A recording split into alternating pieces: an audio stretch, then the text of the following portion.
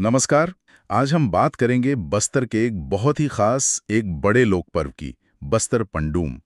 हमारे पास जो जानकारी है वो इस त्योहार का एक काफी दिलचस्प परिचय देती है।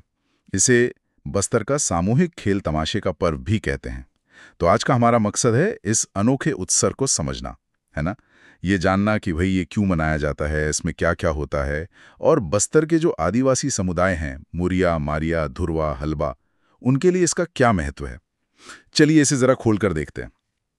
सबसे पहले तो ये नाम ही पंडूम बड़ा दिलचस्प है। जानकारी के मुताबिक इसका मतलब बताया गया है सामूहिक उत्सव या खेल। मतलब ये सिर्फ त्योहार नहीं, कुछ और भी है। तो ये बस्तर का सबसे बड़ा लोक पर्व है, ऐसा माना जाता है। गांव-गांव मिलके मनाते हैं और जैसे आपने कहा मूरिया, मारिया, धुरवा, हलबा जैसे कई आदिवासी समाज इसे मनाते हैं। ये होता कब है और क्या खासियत है इसकी? हाँ, ये हर साल पूस के महीने में, मतलब दिसंबर जनवरी के आसपास होता है। और ये समय देखिए अहम है क्योंकि अक्सर खेती किसानी का काम तब तक निपट चुका होता है। अच्छा, काम से फुर्सत के बाद। हाँ, और जैसा नाम ही है पंडूम मतलब सामूहिक उत्सव या चेल, तो इसमें सिर्फ पूजा पाठ ही नहीं है। देवी देवताओं की पूजा तो है ही, उसके साथ तरह तरह के पारंपरिक खेलकूद होते हैं, नाच गाना होता है, मेले लगते हैं। ओह, मेला भी? जी, तो ये एक मिला जुला एक बड़ा आयोजन है जिसमें कई पहलू हैं, धार्मिक, सामाजिक, सांस्कृतिक और हाँ, आर्थिक भी। यही सब मिलकर इसे बस्तर का शायद सबसे बड़ा लोक पर्व बनाते हैं। अच्छा, तो मतलब ये सिर्फ मनोरंजन नहीं है। हमारे पास जो जानकारी है वो बताती है कि इसका एक गहरा उद्देश्य ग्राम देवताओं के प्रति आस्था जताना भी है। और ये बात कि ये कृषि काम से फुर्सत मिलने पर मनाया जाता है, ये कनेक्शन तो समझ आता है। बिल्कुल सही। ये सिर्फ एक इत्तेफाक नहीं है कि ये फसल कटने के बाद होता है। ये साल भर की मेहनत के बाद पूरे समुदाय को एक साथ लाता है। थोड़ा आराम, थोड़ा जश्न और सामाजिक एकता को मजबूत करने का एक बहुत महत्वपूर्ण अवसर है ये। इसे सिर्फ छुट्टी की तरह नहीं देखना चाहिए। यहाँ जो बात खास है और जो इन स्रोतों से पता चलती है वो ये है कि पंडुम पारंपरिक संस्कृति को बचाने और खासकर युवाओं के बीच सामाजिक संबंधों को बढ़ावा देने का एक जीवंत माध्यम है। युवाओं के बीच कैसे? हाँ, ये समुदाय की जो जीवन धारा है उसे बनाए रखने का एक सक्रिय सामूहिक प्रयास है, समझिए, जहाँ परंपराएं अगली पीढ़ी को सौंपी जाती हैं। ठीक है। अगर हम इसकी गतिविधियों पर आएं तो जानकारी में कई चीजों का जिक्र है। जैसे सबसे पहले देव पूजन और जतरा।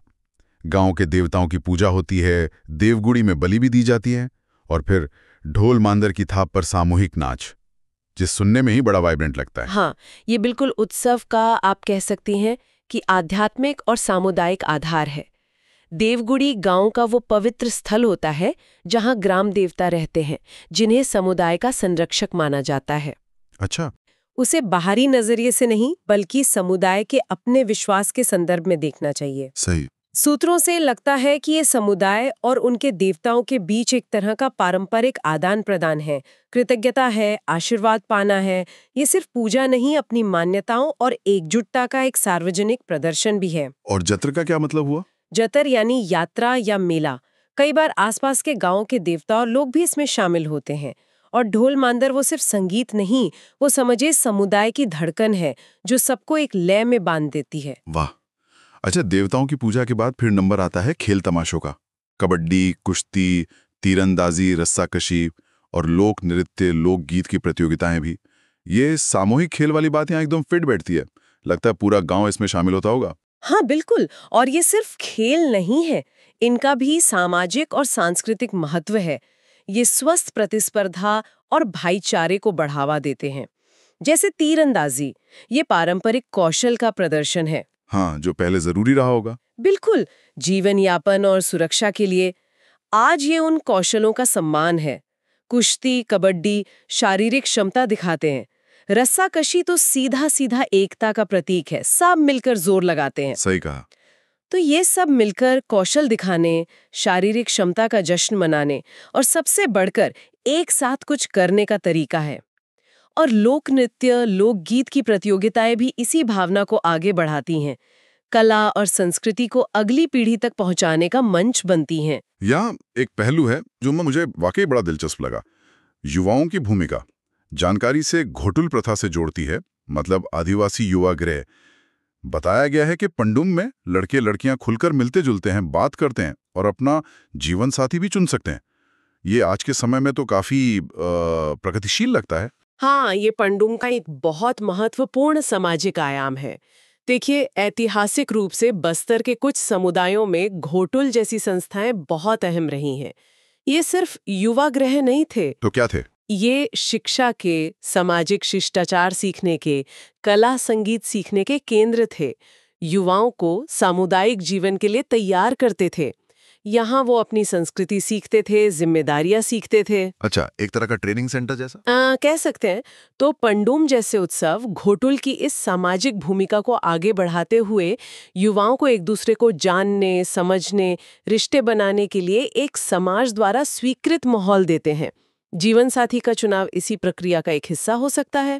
इसे प्रगतिशील कहना हमारा नजरिया है, लेकिन जैसा स्रोत बताते हैं, ये उनकी सामाजिक संरचना का एक स्थापित और पारंपरिक हिस्सा रहा है।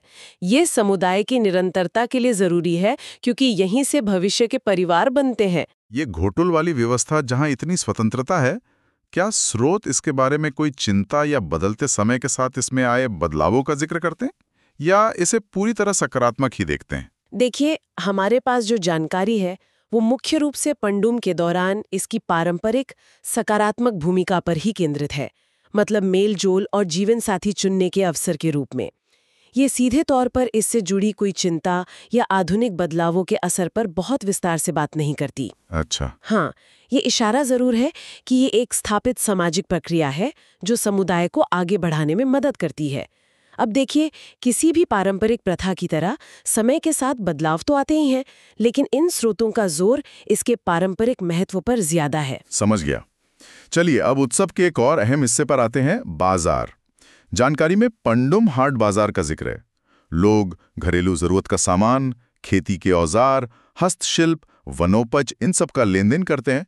ये तो एक बड़ा आर्थिक आयोजन भी लगता है। निश्चित रूप से इसका बहुत व्यापक असर होता है। अगर हम इसे बड़ी तस्वीर में देखें तो ये पंडुम हाट बाजार स्थानीय अर्थव्यवस्था के लिए, आप कह सकती हैं, रीढ़ की हड्डी की तरह है। ये सिर्फ जरूरत का सामान खरीदने बेचने की जगह नहीं है। तो फिर क्या है? जैसा सूत्रों से पता चलता है, ये व्यापार को आसान बनाते हैं, खासकर उन अंदरूनी इलाकों में जहां रोज बाजार शायद न हो। एक बड़ी बात जो यहाँ समझ आती है वो ये है कि ये हाट सिर्फ बाजार नहीं, ये आदिवासी अर्थव्यवस्था की आत्मनिर्भरता और स्थानीय कलाओं को जीवित रखने का एक जरिया है। अच्छा, कलाओं को कैसे? जो स्थानीय कारीगर हैं, लोहार हैं, बांस का काम करने वाले, मिट्टी के बर्तन बनाने वाले, कपड़े बुनने वाले, उन्हें अपनी चीजें बेचने का मंच मिलता है यहाँ।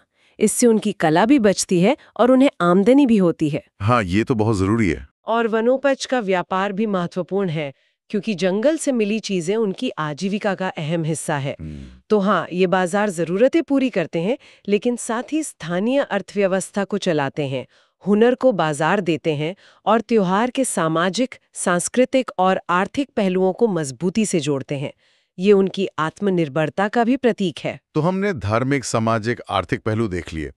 अब अगर सिर्फ सांस्कृतिक नजरिए से देखें तो पंडुम का क्या महत्व है? जानकारी में ये बात साफ है कि ये लोक कला, नृत्य, संगीत, परंपराओं को जिंदा रखने का बड़ा मंच है।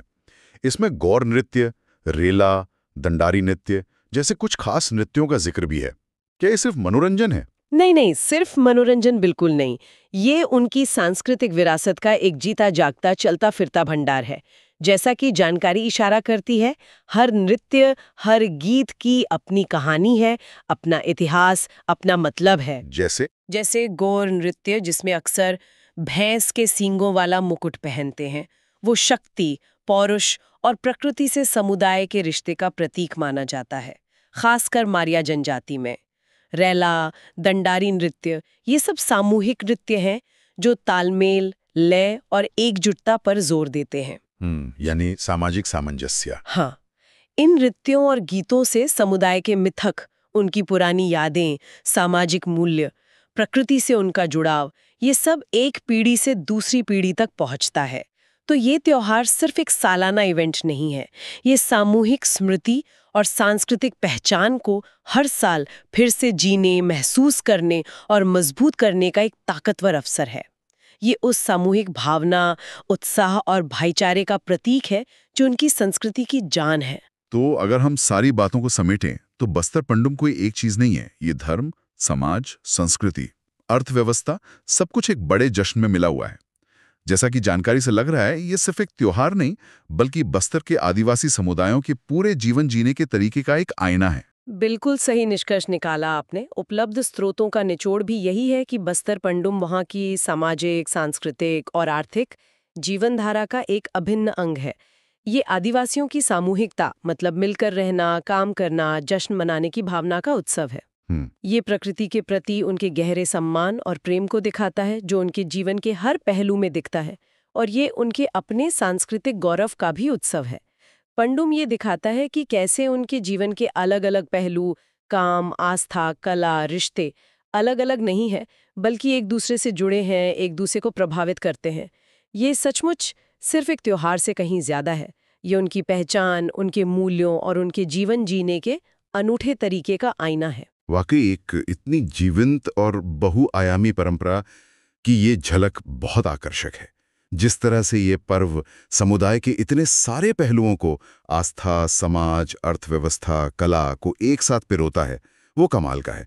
हमें शहरी जीवन से बहुत अलग तस्वीर दिखाता है। और यहीं पर ये एक महत्वपूर्ण सवाल भी उठाता है सोचने के लिए, खासकर आज के बदलते दौर में। जैसा हमने देखा, इस तरह के सामूहिक उत्सव खास सांस्कृतिक और पारिस्थितिकीय संदर्भों में गहरी जड़ें जमाए होते हैं। हाँ। तो सोचने वाली बात यह है कि ये उत्सव आधुनिक बदलावों के सामने, जैसे बदलती अर्थव्यवस्था, बाहरी सांस्कृतिक प्रभाव, शिक्षा, रोजगार के नए तरीके, जीवन शैली में बदलाव, इनके सामने खुद को कैसे ढालते हैं। हाँ। क्या ये अपनी पहचान खोए बिना टिके रह पाते हैं, या इनमें बदलाव आता है, और अगर आता है तो कैसा? ये सांस्कृतिक प्रथाओं के लचीलेपन, उनके अनुकूलन क्षमता और उनकी निरंतरता को समझने के लिए एक बहुत अहम बिंदु है जिस पर आगे और सोचा जा सकता है।